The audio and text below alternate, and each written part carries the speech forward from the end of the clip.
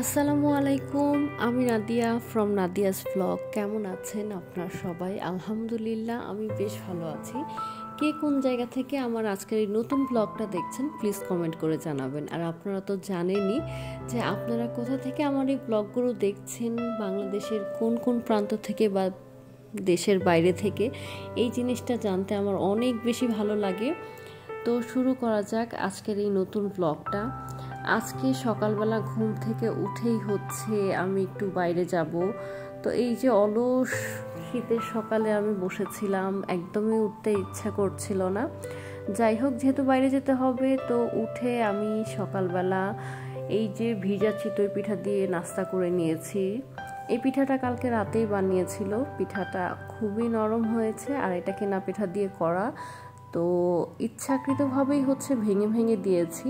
অনেকে হয়তো ভাবতে পারে যে পিঠাগুলো ভাঙা কেন।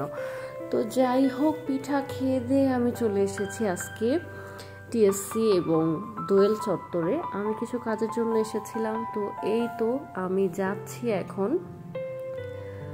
আর যেতে যেতে অনেক জ্যাম ছিল, প্রায় 1 ঘন্টা আমি শুধুমাত্র ফ্লাইওভারের ব্রিজের জ্যামে আটকা ছিলাম। তো এই যানজট পার হয়ে আমি আজকে এসেছি দোয়েল চত্বরে।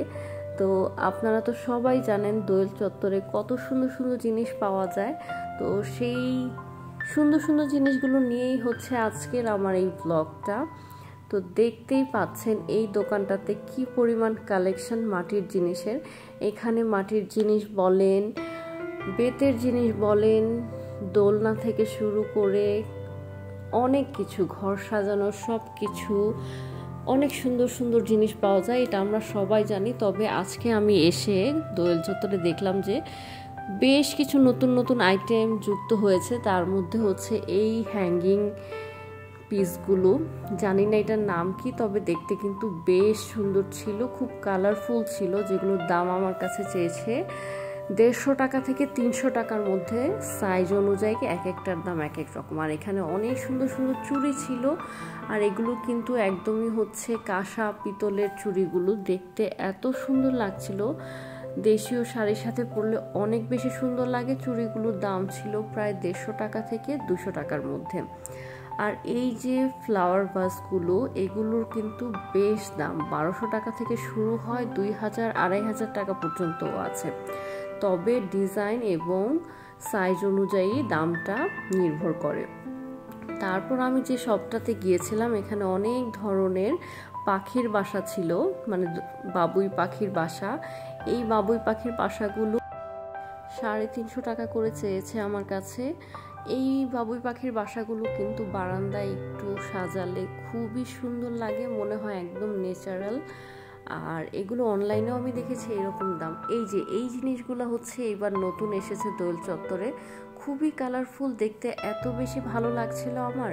এগুলো আমার কাছে মোটামুটি বড়গুলোর দাম চেয়েছিল 300 টাকা। আর এখানে অনেক ধরনের কাঠের চুড়ি ছিল, সুতার তৈরি চুড়ি ছিল। আর এই সুন্দর সুন্দর জিনিসগুলো দেখা শেষে আমি চলে গিয়েছিলাম টিএসসির ফুচকা খেতে। টিএসসির ফুচকা কতটা জনপ্রিয় আমরা সবাই জানি, কিন্তু মাঝখানে কিন্তু ফুচকাটা উঠিয়ে দিয়েছিল, কোনো স্ট্রিট ফুডই এখানে পাওয়া যেত না। এখন আবার একটু একটু পাওয়া যাচ্ছে। আর এই পাশে হচ্ছে মোমো আমি খাই নাই, কারণ 2 থেকে 3 দিন আগে আমি একটা ব্লগে এই মোমোটার একটা ব্যাড রিভিউ দেখেছি, তাই মনে হলো যে ফুচকা খাওয়াটাই ভালো। তো মামা কিন্তু তার সুনিপুণ দক্ষতায় খুব সুন্দর করে চটজলদি আমাকে ফুচকাটা বানিয়ে দিয়েছে। আর এখানের টকটা খুবই ঝাল ঝাল দিয়ে এই ফুচকাটা খেতে অনেক ভালো লাগে। আর এটা কিন্তু অন্য সব ফুচকার মতো না যে আলাদাভাবে টক দিবে, ফুচকাটা বানিয়ে টকটা ঢেলে দেয় সম্পূর্ণ বাটিতে। আর এটার সাথে কিন্তু আমাকে একটা লেবু দিয়েছে। আমার কাছে না সবসময় হচ্ছে লেবু আর তেঁতুলের 2টা টক মিক্সড করে খেতে অনেক বেশি ভালো লাগে।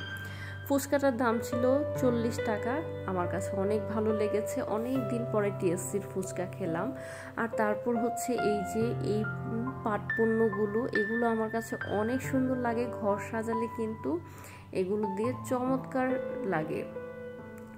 তারপরে এই ফ্লাওয়ার ভাসগুলো দেখতে দেখতে আমি চলে এসেছি মেট্রো রেল দিয়ে আমার গন্তব্যস্থলে।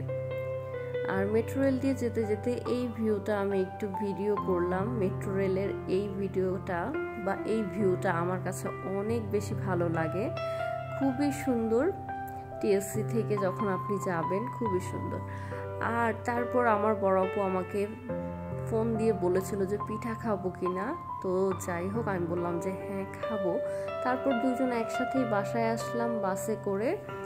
আর বন্ধন কাউন্টারে আমি প্রায় দাঁড়িয়েছিলাম আধা ঘন্টা। এই শীতের মধ্যেও আমি দরদর করে ঘামছিলাম, খুবই বিরক্ত লাগছিল, কিন্তু পিঠা দেখে তো আমার মন খুবই খুশি হয়ে গেছে। আমি আর বড় আপু হচ্ছে পিঠা খেতে খেতে আসছিলাম, কিন্তু এইটা দেখে আমার এত ভালো লেগেছে। এটা একটা বলা যায় বাবু পাটিসাপটা পিঠা।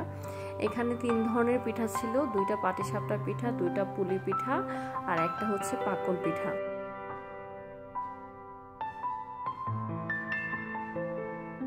পুলি পিঠা আর বাবু পাটিসাপটা পিঠা 2টা খুবই মজা ছিল, কিন্তু পাকন পিঠাটা আমার কাছে মোটামুটি লেগেছে।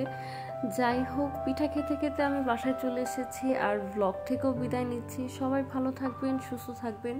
আজকের মতো এখানেই বিদায় নিচ্ছি। আল্লাহ হাফেজ।